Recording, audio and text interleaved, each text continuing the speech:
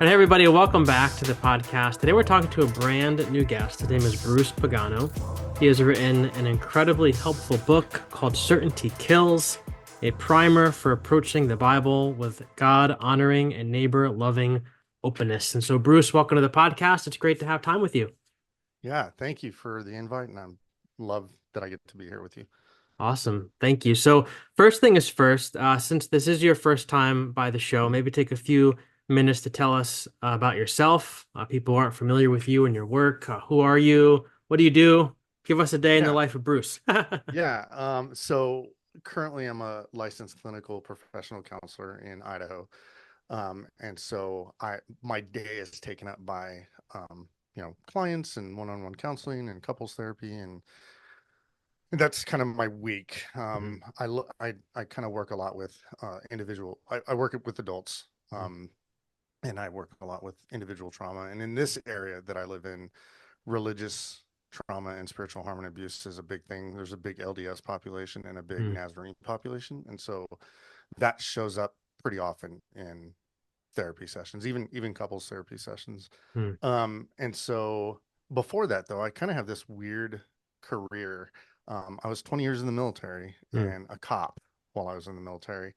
And then kind of towards the end of that time in the military, I just kind of my views changed a lot on law enforcement and kind of how I see and understand that and my experience with that. And so I became a dean at a public middle school, mhm, um, and spent 4 years in the public education system, helping kids with like kind of a behavior intervention type space. mhm. And then I already had my degree in counseling, and it just actually 2020 during the pandemic was when I like went private practice and opened. Turns out a lot of people needed mental health care Mhm. during that time. So yeah, that's what I've been doing for the last 4 years. I've been a pastor on staff at a number of churches. Haven't been for a few years. Um, Intentional decision on our part. Mhm. And yeah, I'm married. I have 4 kids, ages 10 to 27. Mhm. Wow. So It's big quite a gap there. range. Yeah, yeah, yeah. So The I think oldest it's one like was it's like 10 leaving. to 15, but Nope. The oldest one was leaving, and we were like, we should start all over and let's never just have do it from freedom. scratch. Yeah, yeah, yeah. And so yeah, that's I write. Um, yeah, this is my second book. The first one, I wrote years and years ago, and I'm gonna kind of probably re-edit some of that stuff. So Hmm. yeah, so that's me.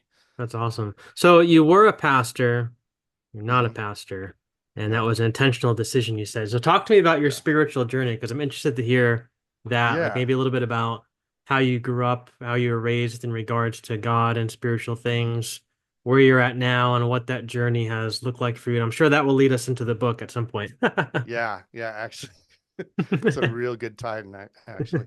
So until I was about 11, we were Catholic. So we come from a Mhm, big Catholic or a big Italian family, so we had to be Catholic. And my dad though was really kind of disenfranchised, or disenchanted, not disenfranchised, mhm, disenchanted with the church. And so we never went to like catechism, and like we never were confirmed, but my grandma would take us. Like she was mhm, just like, we're going to mass. And that was until about 11. And then at 11, I was the victim of a violent crime, and my dad's boss, he worked for a small company, was Christian, and he just felt compelled, in the kind of aftermath of that, to call her, and she brought her pastor over, mhm, and they just sat with us and prayed with us, and it was really impactful for my parents. mhm, And from that point on, we started going to a Protestant church, and I can't say exactly when it happened. I was probably about 12, but we all kind of got, quote unquote, saved at the same time. Like we all became officially Christian mhm, at the same time. And so we were all pretty young Christians, and we bounced around in from churches, pretty diverse experience. We spent most of our time in like really charismatic, Pentecostal spaces like Assemblies of God and like mhm, Foursquare. But um, because we were young Christians all together, like new Christians all together, and moved churches pretty frequently. The it was the 80s and 90s, so that was a big behavior modification type Christianity at that time. Like, Hmm. don't watch rated R movies, don't do this, Yep. and then you'll be a good Christian.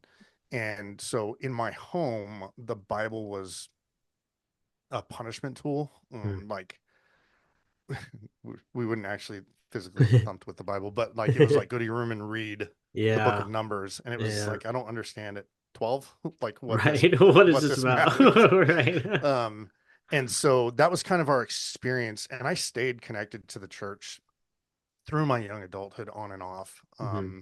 Even after I joined the military, there was a point at kind of my mid 20s, um, influenced by a chaplain, military chaplain, that I really felt like, and and I didn't know anybody who'd been, quote unquote, called to ministry, but I felt a call to ministry, Mm. and I avoided it for a lot of years, probably 6, 7, 8 years, and it was, again, early 30s, big life change.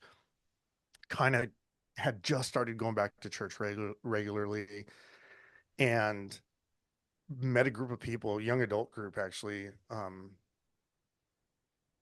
kind of gave into the call to ministry, and was working with the pastor who was coaching me, and then met this young adult group that I was a leader in, and Hmm. really found a group of people that were trying to love each other well and be with each other. And even though sometimes they would get in fights, they were okay. And I just Mm. saw this different aspect of Christianity that I'd not seen up to that point. Yep.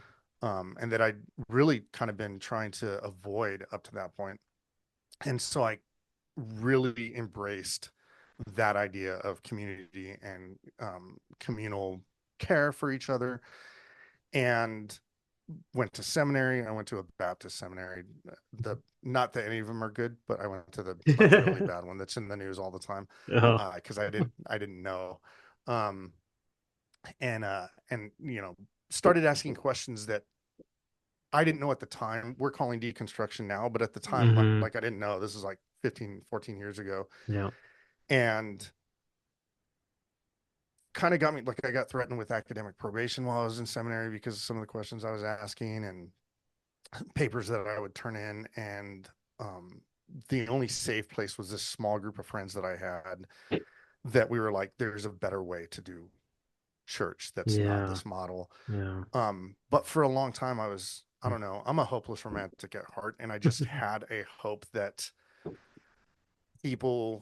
pastors who wanted to do church a certain way and would invite me in, meant it. Like, they were like, we want to do something Yeah. different. Yeah. And then, almost without fail, I've been a part of a couple of church plants, and then, uh, a few churches that are already established. And without fail, it always kind of moved towards the same dynamic, the Yeah. same Sunday centric. Um, let's invite people in, and, not like worry about that little drama and that thing that we should take responsibility for. And Yeah. so the last church I was at, it I came on staff right before the pandemic, like Mm. that summer before the pandemic. Um, and I'd already retired from the military. I'd already kind of moved through this spiritual journey of like Christian nonviolence, Hmm. and, was just like really trying to work through some of the stuff I had said and done, and ways I acted as law enforcement for 20 years, and things that were really deeply ingrained, as a Republican conservative Christian, Yeah. um, growing up in that space. And came on staff, was really hopeful, and then the pandemic happened, and we live in Idaho, and had a lot of like conservatives kind of influxing into the state. And then George Floyd's murder happened, and for like with a lot of people who deconstructed, like that was kind of the point. Actually, backing up a little bit, the 2016 was a point at which it was just like, no, I can't be a part of this thing that I'm seeing go off the rails, that I've been taught about character and Yeah. ethic and moral. And so for a lot of people, just like a lot of people, that was that flipped the script for me, where I was Yeah. just like, nope, Yeah. this way that I'm going is the better way. It's the more Yeah. Jesus honoring way. Sure. And then the pandemic happened, and I was part of a church on staff at the time that was very much um, like the congregants were like, this is a hoax, and I was just like, what are we talking about? What are we even doing here? And then George Floyd murder happened, Yeah. and our church kind of doubled down on supporting law enforcement in that Mm, space in the midst of all of those um, protests, and it just didn't matter. And I was just like saying stuff that was continuously on social media to people in the congregation that were getting me in trouble. Like it was getting me talked to often yeah. by the pastor, and eventually I was quiet fired. Like I Just I've make had Bruce like go away. yeah Right. gradually responsibilities were taken away from me, Right. and and I didn't realize what was happening at the time. And then a couple of people confirmed, no, this is what's happening, and I was just like, Yeah. oh. Mm, And I left, I think, at the end of 2020, um, staff. And then I think we stuck around for another year sporadically. Like we were super disenchanted with it and really mm, angry about it. And then left a few years ago. Um, and we tried like small communal home groups, and it lasted for a while and we had a good run. But where I'm at now is I still identify as a Christian. Um, uh, People might call it progressive Christianity. I don't know. I'm still trying to figure out what to label it. I appreciate like process theology and mm, practical theology and open and relational theology. Um, to some degree, or like to a large degree, I'm like Christocentric mm. and progressive and renewal in what I believe. I'm okay going to church. Like I'm not in a space where I'm just like sworn that off. Like we'll occasionally there's a United Methodist church that we'll go to um, when we feel like it's like we want to. Sure. Um, but I'm just kind of in that space where I'm okay. I think, and I'll mention this a couple times, but I think where I'm at, um, Brian McLaren's 4 stages of faith development, Yeah. I think I spend most of my time as much as possible in harmony, but I vacillate between perplexity and harmony Yeah. on certain issues. So Yeah. Wow. yeah, Yeah. That's quite a journey. And I think, the pandemic and the George Floyd stuff, that really had a big impact on me too. Because I was, deep into my deconstruction. I felt like that really amplified things and kind of hit the gas pedal for me yeah, in a lot of hmm different ways. And I don't know about you, and I don't know if you're in this place. I've seen some of your posts. I get the feeling that you might be in a similar place than me, but I feel like I grew up in this conservative world, and it was very, um, you got to vote Republican. You got to believe A, B, and C. No abortion, no homosexuality. This is what the Bible is. It's an errand. It's perfect. All these different things. Then I deconstructed out of that and I moved to the more progressive side. hmm And it was very different ideals over there. But I felt like after being in there for a year, 2 years, 3 years, I'm like, this is the same kind of energy that I yeah, was spewing over there. But I'm just kind of yeah, spewing it behind a different set of ideals, a different presidential candidate, different this, different yeah, that. And I feel like now I'm in this place where I'm like, there's gotta be another way. Because I feel like no matter what side we're on, we're yelling about something. right, We're, insisting that we're right. And I feel like there's just gotta be another way because these two ways that we do things aren't working. Like the division's getting deeper, the animosity is getting hotter. And I feel like we're just at this place where it's just all going to explode again as it's exploded in the past in different times of history. And I feel like I'm just in this place where I don't even know what I think anymore. So yeah, I've identify more as like, I guess, a mystical Christian. Like I'm embracing the mystery of this yeah, moment. And I'm just trying to figure out like how to navigate through these times in a way and it's just different than the ways I've done it in the past. So anyway, Yeah. as you were talking, that's what I was thinking, and that's just where I'm No, at. yeah.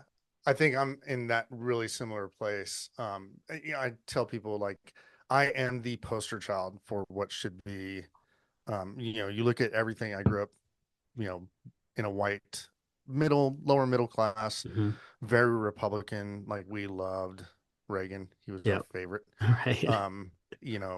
Christian, um, cisgender, heterosexual white guy, Yep. and joined the military, became a cop. Like by You're the all poster child. accounts, Yeah. I should be like full MAGA, like I just should be. And I don't know, I care too much about the teachings of Jesus Yep. to do that. Yep.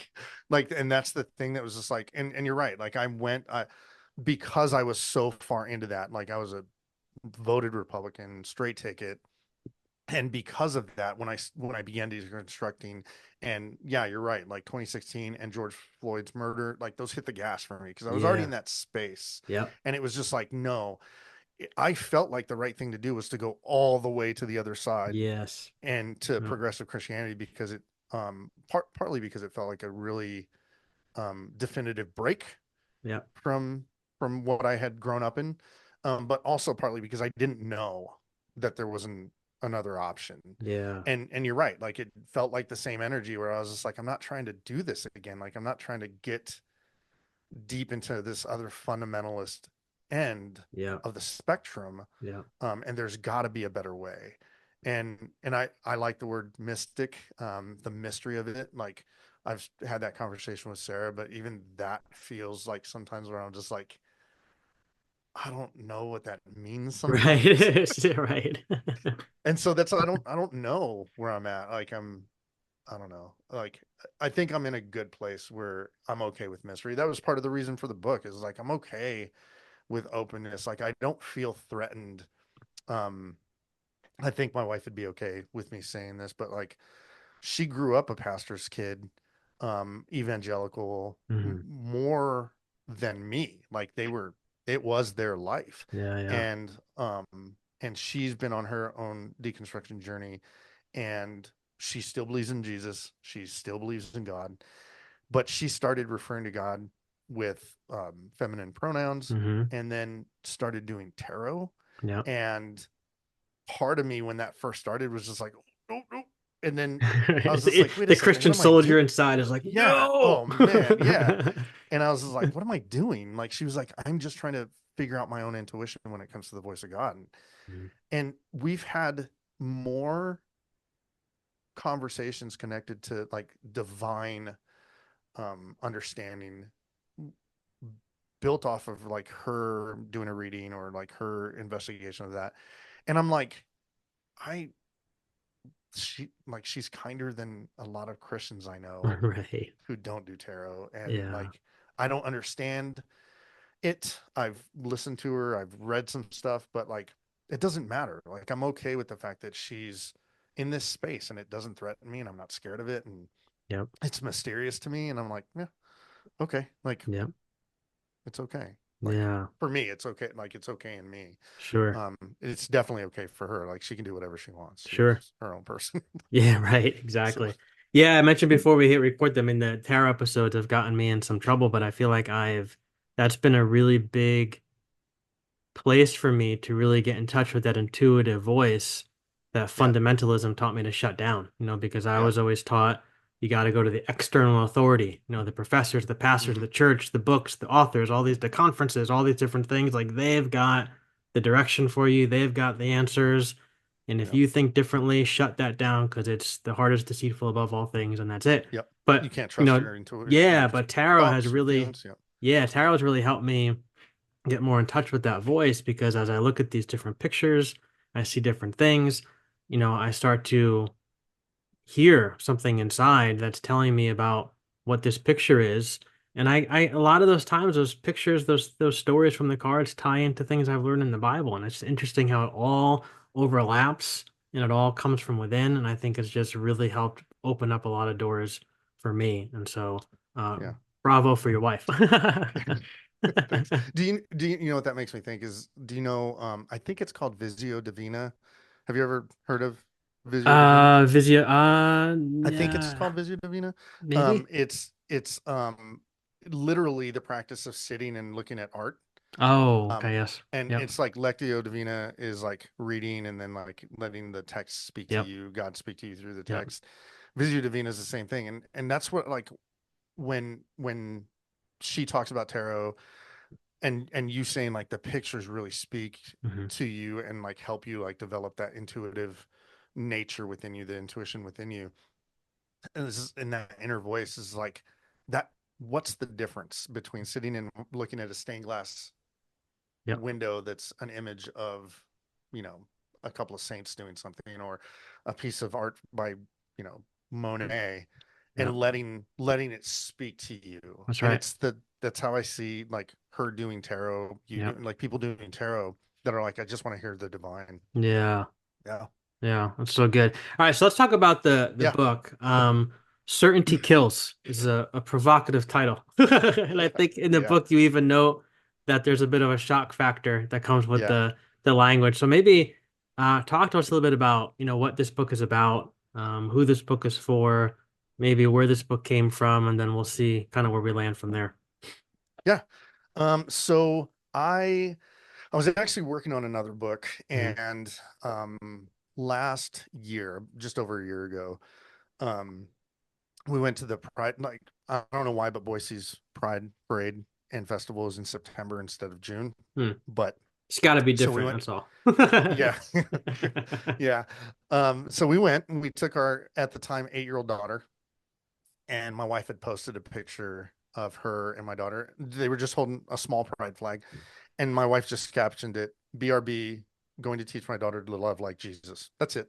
I'm sure it didn't get you in any trouble. Yeah, didn't get me in trouble. It got Right. her in trouble. But almost immediately after posting that, she got a mess, or she got a comment. She got a number of comments, but one in particular was from this guy who I think is 20 at the time, and was actually a youth a few years before that, when she was a leader in that youth group at our Hmm. church. Hmm. And he had said, he was kind of going back and forth with her about scripture that supported that homosexuality is a sin. And she was going back and forth. My wife's at the time 38, and grew up as a pastor's kid, has read the Bible front to back multiple times, been to Bible school. Like, she's not unfamiliar, like, done research in Hmm. her deconstruction. She She's knows the read and verses. she knows it. Right. And grew up in a space where they used those verses, Sure. Yeah. and so she can hold her own. Like, she's fiery on her own, and she's brilliant. And so she's going back and forth. And at one point he became pretty disrespectful, and then quoted a passage of scripture that suggested that she's twisting it and doesn't understand scripture. Hmm. And so I kind of like was sitting on the couch next to her, listening to her being like, "Can you believe this?" And I was like, "Hey, I know you got it. Is it okay if I message him just on the disrespect part? Like, I don't want him to be disrespectful because he's publicly being disrespectful." And she's like, "Yeah, sure." And so I message him, and we both know him, and he's kind of like, I was just like, "Hey man, just consider the verse from Timothy that says honor older women as you would honor your mother." And he's just like, "No, I don't need to do that." And just kind of went on. And then he said, while we are going back and forth, "Bruce, you and I both know that the Bible's clear." Hmm. And I was just like, I'm 46 years old, and if there's one thing that I know about the Bible, is it is not clear on Yeah. so many things. Yeah. Um, and I was just like, that's we don't land on the same page, bud. And I'll take you to lunch. I'll pay for lunch. I'll pay for coffee. We can go and we can talk about that.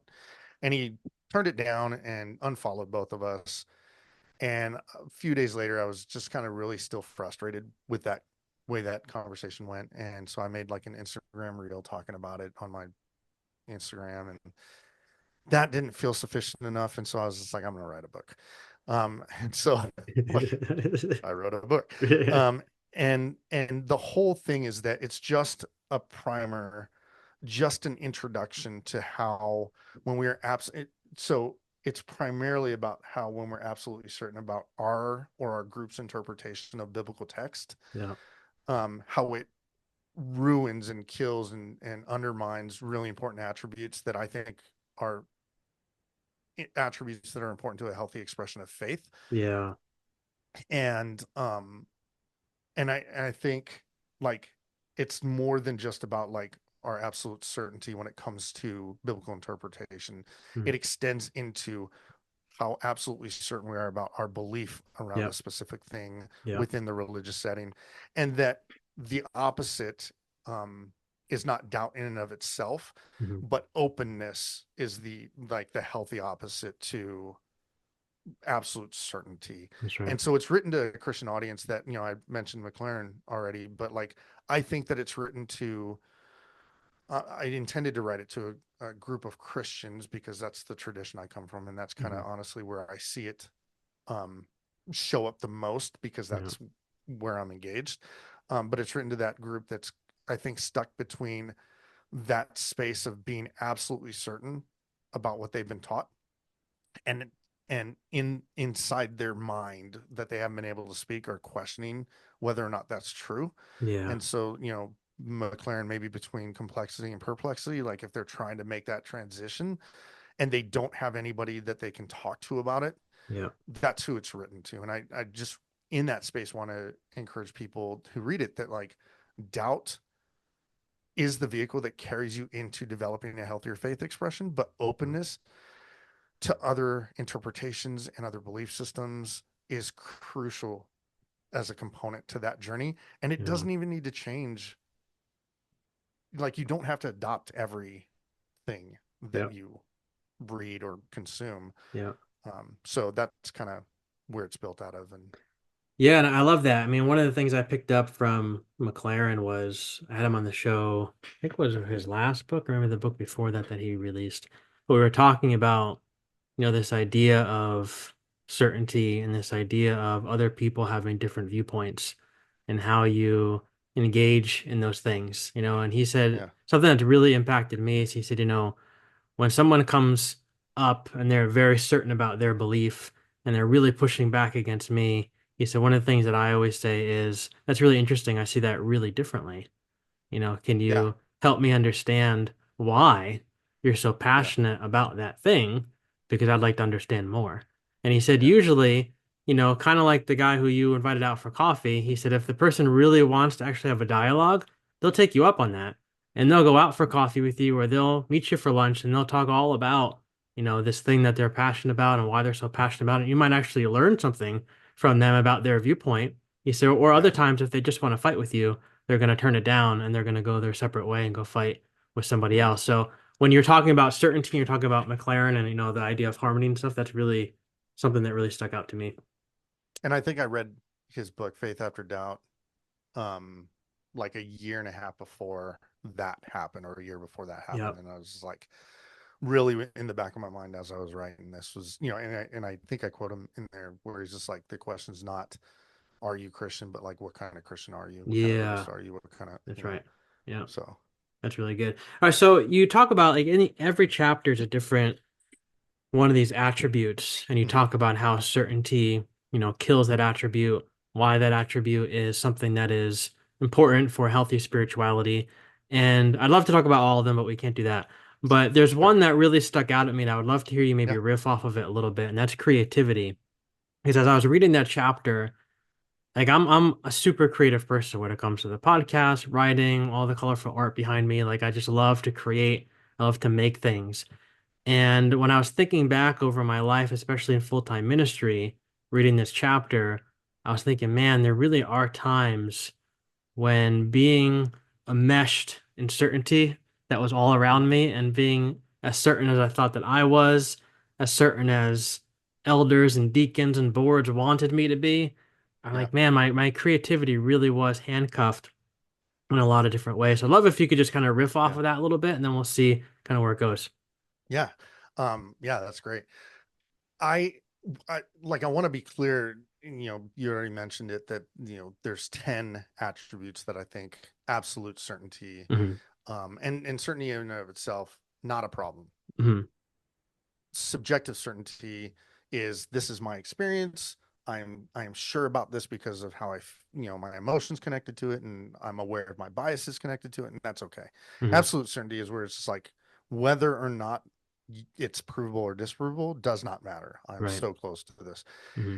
And so the way I wrote the book for me is like each one is influenced by the previous attribute Hmm. and influences the next attribute. And I think that they're all tied together, so you can't separate it. So when we're talking about creativity, like creativity in our faith experience, I think is such a powerful and important attribute when it comes to engaging not only with God, but with each other Yeah. in community and Mm. ourselves, like understanding ourselves in that space. And so when church leaders, and I've been in this space, like you said, like when you're handcuffed, and or you sometimes do the handcuffing for Hmm. like, no, that That's doesn't true. work. Yeah. um when we get stuck in this space of such rigid interpretations, or limiting expressions to this like really narrow framework, then the benefits that creativity could have on the community are like eliminated and stifled, Yeah. and we begin to remove. And I remember, I don't know, probably a decade ago, there was this big push within the not push this big thing within the mega church scene that, at the time I was at a church of like 1400, Hmm. and we had like we were kind of just emulating whatever happened, but they would like paint on stage. Do you remember Yep. that? Like they'd Yeah. paint Yep. a thing of Jesus while Yep. we're While the preaching's going on or whatever. worshiping, Yeah. or while the preaching's going on, or Yep. and we did that, and I was just like, oh, this is, oh, but it still like was an a leader accepted version because they saw other Yeah. big churches doing this. And Yeah. so in the book, I kind of talk about how that sort of like certainty driven approach, and the book's written about, like I said, the way we interpret scripture, our certainty around that, but it bleeds into so many other areas Hmm. of kind of how we apply that. And so I think one, for me, clear example, and it's just a small example, it's, I think, probably a really simple example, is growing up, we attended churches where the only acceptable instruments during the worship were piano or an organ Right. and a choir, and that Yeah. was it. Yeah. And the idea of that was the quote unquote right way to honor God, Hmm. and the most biblical way to honor God. And things like guitars and, oh man, drums Yeah. were really Double secular. instruments. Yeah, like they were the devil's instruments, and they Right. were like instruments that were used in rock and roll, and not only secular, but they were disruptive to Yeah. like the way that it was presented. and and that robs communities, because if we're willing to do that in that space, when it comes to like, this is our act of worship, we are going to extend that into other spaces Yeah. outside of Sunday morning. And Yeah. um and so for me, it's this bigger thing than just creative expression. Like, Yeah. part of my argument, like I said, is that it impacts every other aspect of our faith experience. Yeah. And so kind of part of what I had in mind is, when I was writing that part, was there, growing up, there was this, and even into my young adulthood, there was this push on giftings and callings. Hmm. Like, we took spiritual gift tests, Yep. and like, So many. yeah, and the people that were kind of gatekeepers in that space were the pastors. And Hmm. I watched pastors tell people, like, someone someone would come up and be like, hey, I feel like I'm called to teach, and the pastor would be like, no, you're not. That's not your gifting. And I'm just like, even at the time, I was like, how can you say that? Like, Yeah. how do you know? Yeah. And if we're doing it in that space, and I've seen it happen all the time, and what I saw and what I participated in is oftentimes what what is deemed acceptable in the realm of creativity Yeah.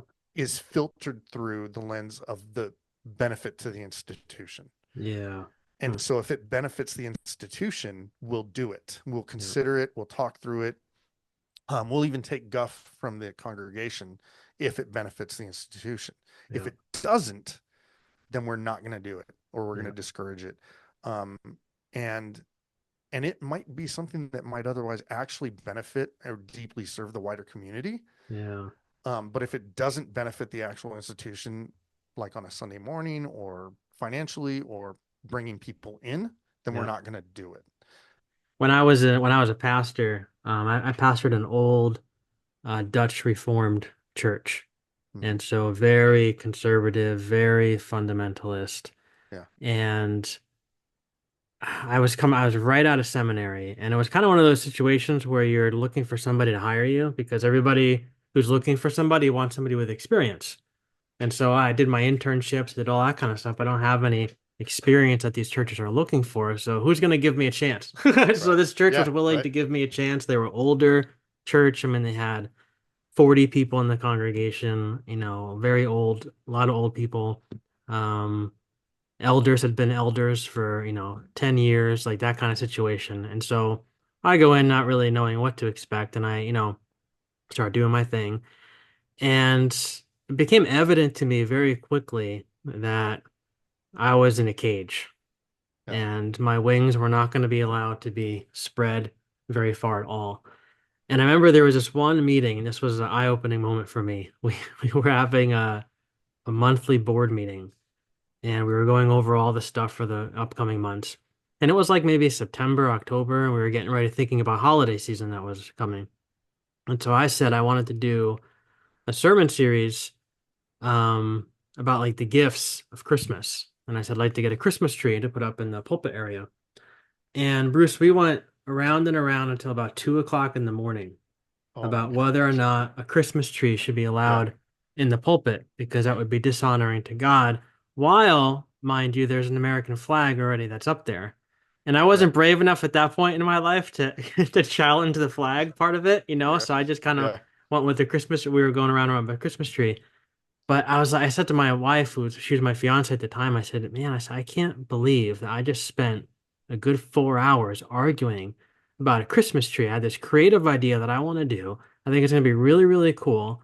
And I just feel like it just got hammered down. Now, we eventually got the Christmas tree up there, did the thing, but that was just one instance of so many times I can Yeah. point back to where I just wanted to do something different, think some differently about something, try a different approach, do something new, something fresh, something creative. But because of the certainty that was there in this institution that this is the way we do things, you Yeah. don't stray outside of these lines, that creativity was cut away again and again and Yeah. again and again. And I didn't really realize it until I was reading your chapter and I was thinking about that. I'm like, man, there's so many instances back then in my life where my creativity that I am able to now freely express in whatever way that I want.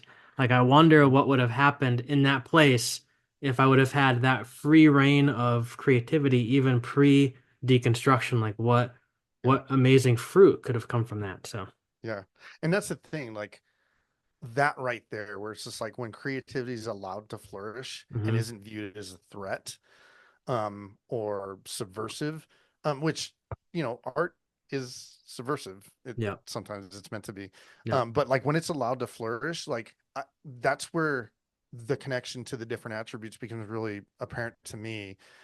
Creativity is one of those ones that kind of sits center in that whole yeah, thing where it's just like openness, creativity, and creative worship can deepen connectedness and community. yeah, It can, by fostering like spaces where members feel valued and connected to each other. It encourages curiosity as we yeah, explore different ways to experience God. It yeah, cultivates compassion as we connect more deeply to each other's stories and struggles, especially when it comes to art. Like I see some of the stuff that you do, and I mm, know like it's pop culture art, but I'm like so nostalgic. Like it's so, I see some of the stuff and I'm like, oh my childhood. Oh my, yeah. Makes you feel like something. it makes Yeah, me feel something.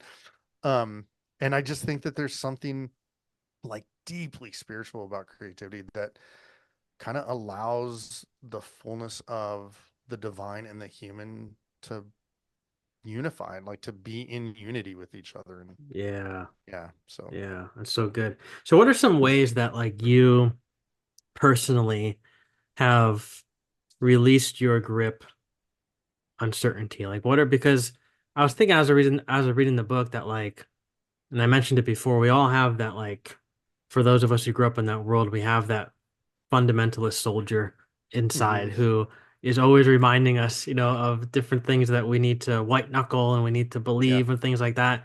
And I even, in the space I'm in now, like I notice that voice rising up within, and sometimes it can make me very hesitant to Yeah. embrace some of the things that I do. Like tarot is a big thing for me because I grew Hmm. up tarot's evil, tarot's bad. In seminary, we talked about how it's a portal for the enemy to come into your life and all these Hmm. different things. Like I got books that are all about how bad tarot is and it's bad Yeah. for your soul. I was like, man, I don't know if I can go there, but I really want to. And I really feel like I should, but there's that voice in there that says, no, you shouldn't do that. So I'm curious, like, what does it look like for you to interact with that voice on a regular basis? And maybe for our listeners, what are some different things that you found helpful to kind of quiet that voice down and give him a place at the table Yeah. because all voices are welcome at the Yeah. table, but they don't all have to sit at the head of the table Yeah. Yeah. and call Yeah. the I like shots. that. Hey, you're allowed to sit here. I just need you to sit down there and be Pipe quiet. down, bro.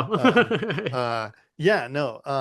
So the first thing that I would say, especially like from a clinical mental health space, is Mhm. that recognizing why that voice exists, as a, um, mechanism or tool for safety and, um, security Yeah. and structure and stability Huh. is really helpful. Like Mhm.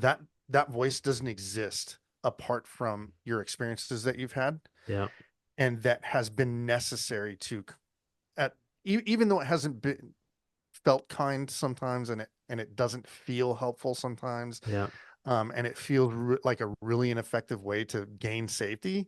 Yeah. That voice exists, and you were taught it. Like, there's I use a method of therapy called internal family systems, and kind of one of the things that they talk about is like internal criticism is actually, taught through external criticism. Mm.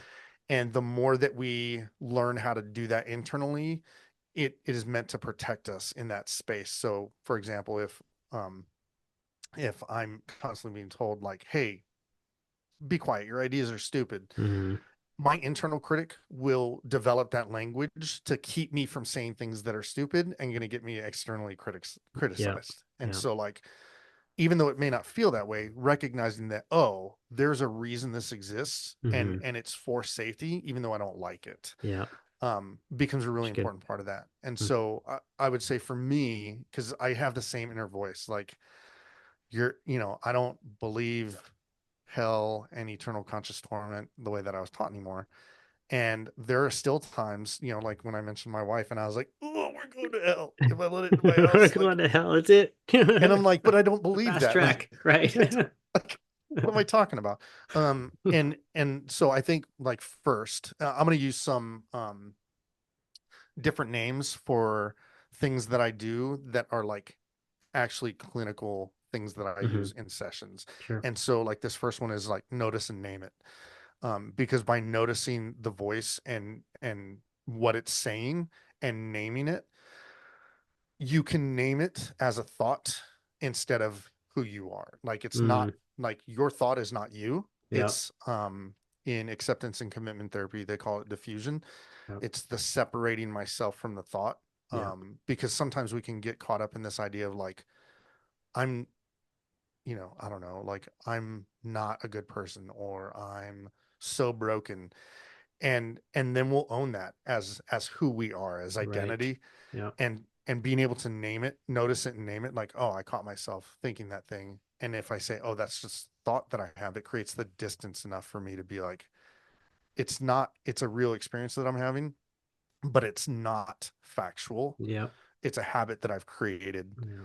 over time, that I've Mm. engaged in over time, and that I was taught in not a fair way often. Yeah. And so noticing and name it's the first thing. The next thing I would say is, after you notice and name it, is just be really curious about it. Hmm. And this is that internal family systems therapy. Um, there's this idea that all of the thoughts are coming from a part of us that intends to protect us, that intends Yeah. to keep us safe, Yeah. and not in a like disintegrated way. Hmm. They're just kind of like, parts of our personality that show up when we feel unsafe. Yeah. and it is trying to keep us safe in that moment. And it may feel harsh or seemingly unhelpful, but if we're curious about it, curiosity, I mean, it's one of the attributes in the book, but curiosity is always a good posture with other people. It's definitely a good posture with us. Like, it's a Yeah. good thing to sit in and just ask, like, what are you trying to protect me from? What am I worried about That's here? Like, right. what is going on inside my body Yeah. that is causing me? Because I don't think that thoughts happen first. That's where I kind of diverge from cognitive theory that says your thoughts impact how you feel and impact how you behave. I think our brain operates bottom up, Hmm. and it, our sensations, are the input has to go through our limbic system, whereas that's where our emotions sit, Yeah. and then into our cognitive brain. And Yeah. so we feel something before we think something, and it just happens so fast we don't think that that's what is happening. So if we can sit, notice it, name it, and then be curious about what's going on in my body, why do I feel criticized right now, why am I being defensive right now, what do I feel unsafe from, what's this trying to protect me, that can be helpful. And then the last part I would say is practice compassion. Like, we are real quick to be supportive friends Hmm. and then not do that for ourselves. Right. And compassion focused therapy is really plays into this idea that, like, being kind to ourselves first Yeah. allows us to be kind to other people Yeah. in that space. And so if we can just, like, once we do that, notice and name it, we're curious about it, we can, like, re-engage our gentle self-talk in that space, and not as a counter, but as a, hey, like, I understand Yeah. why you feel unsafe. I understand why I feel it's okay to feel nervous. I'm doing the best that I can in this moment. Like, and moving towards away from self-criticism begins to quiet down. It may never go away. Like, it may Yeah. never go away. It's Hmm. there. You can't unknow what you know, but you can introduce new things that help that quiet and kind of mitigate down Yeah. and become more frequent habit in that Yeah. space. Yeah. And then, engage with others with diverse perspectives. Hmm. Even if it's anonymous, I think that you're familiar, like the New Evangelicals Facebook group. Yep. I Yep. see people posting their questions anonymous all the time. Yeah. And my assumption is, oh, they're trying to, like, work through something. Hmm. And I love that 150 comments. This is like, yep, super encouraging. Here, have you considered this? And you can do that. Like, if you're in that space where it's just like, this doesn't feel okay. This Christian soldier needs to be quiet Yep. so that I can ask these questions. Do it Hmm. anonymous. Like, Yeah. I love that. I was thinking, I told the story in the podcast before, but I've always struggled in my life with like feeling inadequate, very self-critical sometimes. When I was younger, like low self-esteem, all these different things. And when I got into Bible college and seminary, that became a demon, so mhm. as that's a demon that we have to cast out. Yep. And so I can't tell you how many prayer circles I was part of, how many Oh times I was man. anointed with oil, people talking to this demon, screaming at this demon, leave, leave, leave. And for a while, like it would always get better for like a week, 2 weeks, a month, but then Mm, slowly but surely, it'd sneak back in there mm, again. And then I was told, well, you're not reading your Bible enough, you're not praying enough. So now I'm just more self-critical. Now I'm a right. loser. I can't even keep my demons away, like all that kind of Yep. stuff. And then I had somebody who's a friend of mine came on the podcast, and he's more of a mystical thinker, and he's a therapist as well. And he said to me, he said, what if that's not a demon? He said, it's not a demon. He said, I don't even believe in demons. But he said, let's just say it's not a demon. He's like, what if that's like your younger self? What if that's a small version of Yep. yourself who's parroting back to you things he was told when he Yeah. present day Glenn is put in situations that remind him of that time. And I was like, Yep. you just blew Yep. my mind, man. I said, I never Yep. even considered that before. So he said, and so he said, instead of trying to cast that thing away, which is like growing up, you were probably cast away in a lot of Mhm. instances. He said, instead of doing to that voice what was always done to it, why don't you look at it through the eyes of like your daughter? Did you have a daughter? What would you do if your daughter came to you and said that she's Yep. worthless and she's dumb? Yep. So I would sit her on my knee and I would tell her the truth. He goes, well, why don't you do that for that younger version Yeah. of Yep. yourself and get curious and ask that younger version, why are we feeling this way? What happened to you? Where did this come from? And all these different things. And I've done that. And it's Yeah. been so eye-opening for me to see that like this is just a part of myself that exists, that was hurt, that was wounded in Yeah. some way. And a lot of the certainty language that I have, I think that inner Christian soldier is just a part of me that's parroting back again things he was taught in church, things he was taught in seminary, things he was taught in Bible college. And a lot of that language was surrounded with fear, right? Because like you said, if I get involved in tarot, we're gonna go to hell. Like that was just what I believed. That's what I was taught. And so he's seeing, well, you're having a tarot person to come on the podcast. Alert, red alert, red alert. We're Yep. we're Yep. going to hell. And so now it just, all right, man, just take it easy. Let's talk through this and let's talk about what we learned. And it takes longer to process things that way, but I feel like it's so much more helpful for me and where I am in my Yeah. life. And so as you were sharing all this stuff, that's what I was thinking. Yeah. I tell clients all the time, we talk through that, but like the idea that most of those negative inner voices, those critical voices are developed in childhood. Yeah.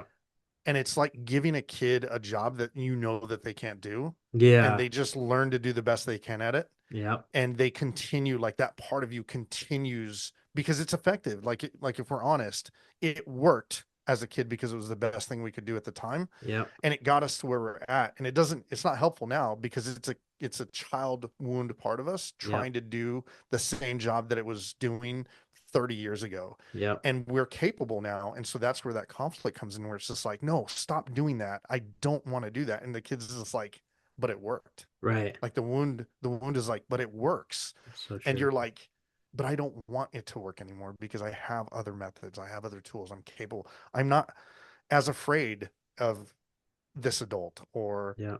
I'm not incapable of protecting myself like I was when I was a kid, Yeah.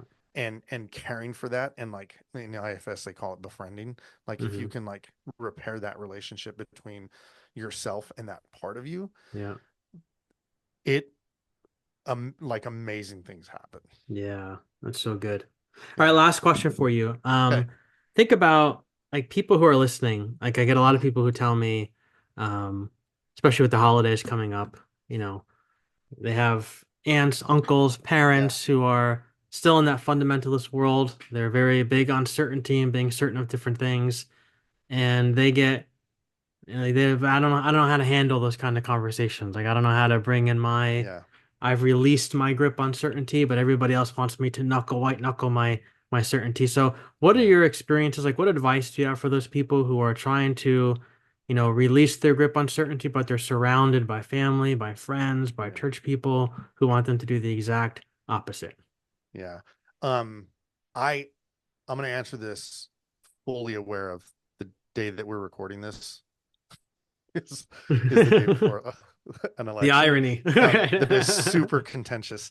But also I want to acknowledge that like that type of thing. So I'll start with the one that I was gonna like that I was thinking about this question. The last thing that I was gonna say I'm gonna start with Mhm.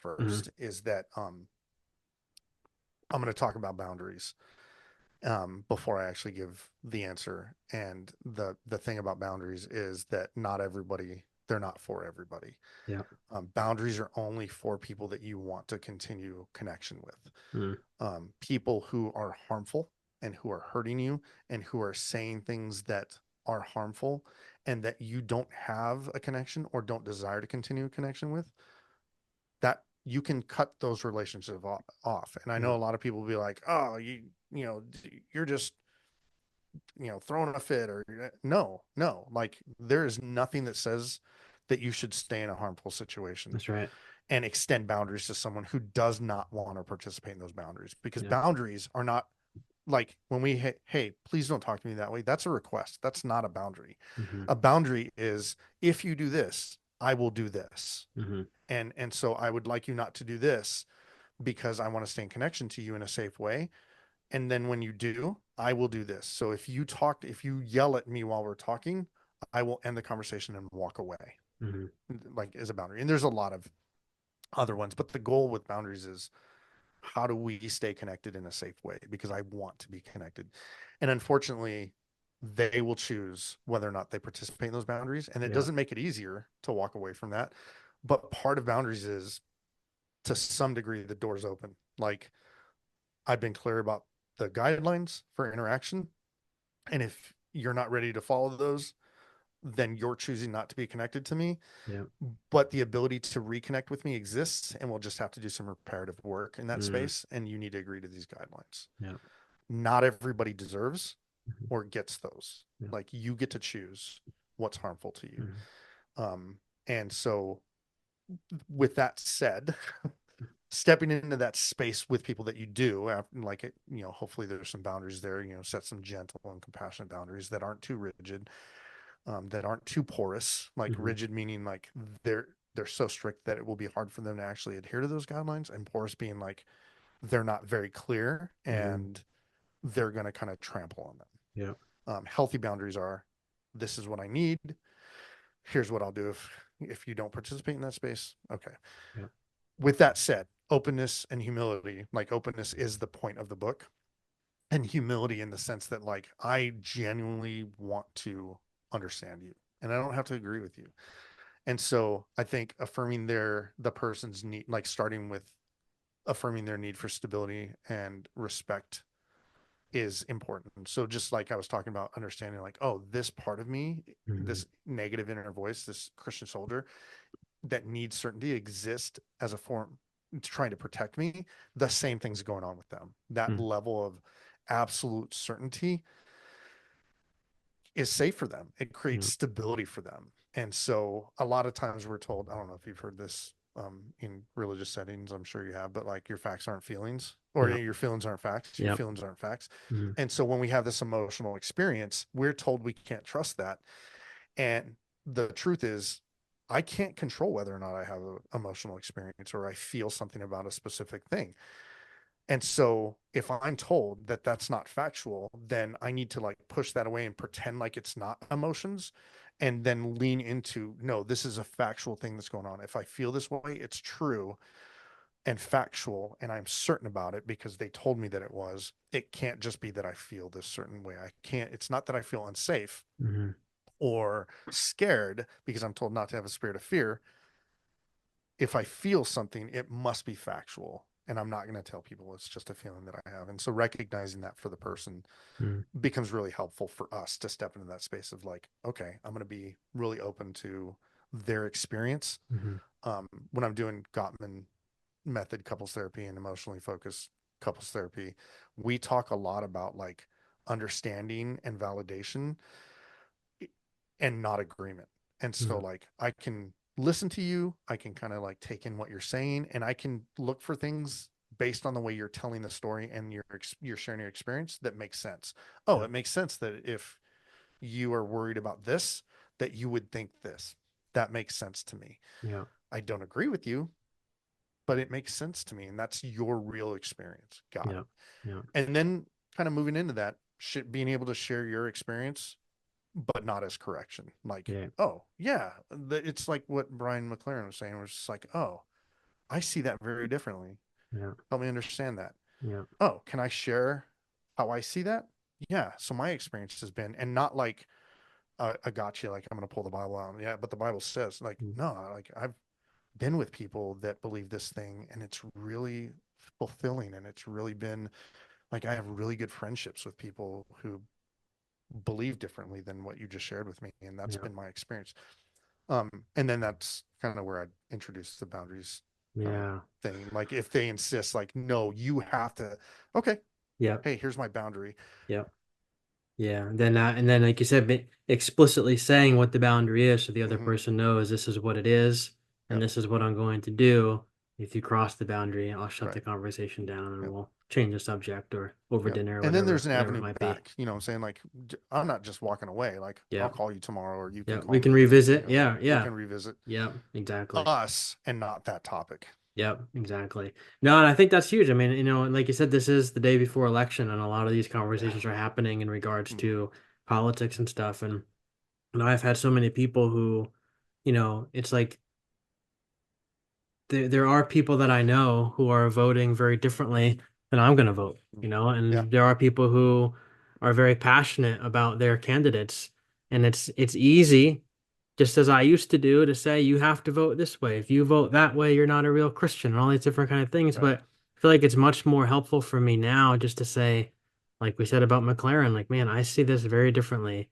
I do not understand. Like, does not compute how you can Right. vote this way and live this way. Like, I don't understand. Help me understand. I feel like that we can disagree, but yeah, we can have a conversation where we treat each other with some kind of respect. Because at the end of Yeah. the day, regardless of who wins tomorrow, we still need to live with each other going forward. And I Yeah. think that's a much better way True. to do it. Yeah. Yeah. Yeah. I agree. Awesome, Bruce. Well, this has been a lot of fun. Yeah. Thank you for your time. Real quick, where can people go to find you online, interact with you and your work? Any websites, social media places? Where do we want to Yeah. go? Totally. So mostly I'm active on Instagram and Mhm. TikTok. And I use BPags to BPAGS, the number two.